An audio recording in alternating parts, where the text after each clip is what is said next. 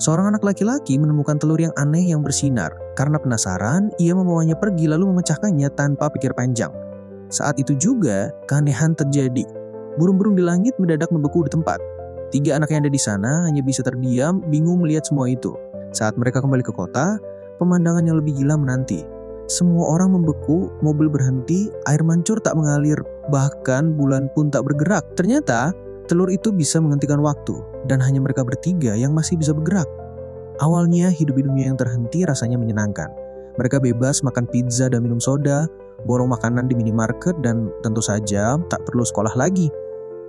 Mereka bahkan pindah ke pusat perbelanjaan, baca komik sepuasnya, dan melakukan apapun yang mereka mau. Tapi, kebebasan tanpa batas itu cepat berubah jadi kebosanan. Mereka sempat ingin berlayar, tapi laut pun tak bergerak. Hingga suatu hari, segalanya berubah. Salah satu di mereka terkena serangan asma. Saat ditemukan, ia sudah tak bernyawa. Tubuhnya menggantung di udara, seperti waktu menolak melepaskannya. Rasa senang berganti duka. Mereka membawa jasad temannya ke kampung halaman, tapi di sana pun waktu berhenti. Akhirnya mereka menguburkannya di taman hiburan favoritnya yang kini sunyi dan mati. 10 tahun pun berlalu. 2 anak yang tersisa tumbuh dewasa di dunia yang beku. Mereka menghabiskan waktu membaca buku, mencoba memahami dunia yang sudah tak lagi berjalan. Tapi pengetahuan tak bisa mengusir sepi. Dalam putus asa mereka kembali ke tempat telur itu dipecahkan. Mereka berharap bisa memperbaiki semuanya, tapi tak ada yang terjadi. Salah satu di mereka berteriak sekeras-kerasnya lalu jatuh terduduk. Saat itu, ia melihat bulan di langit bergeser sedikit. Harapan pun muncul. Ia segera mencari temannya untuk membagikan kabar itu. Tapi temannya sudah tak ada. Di tepi tebing ia hanya menemukan pakaiannya. Putus asa, ia ikut melompat ke laut.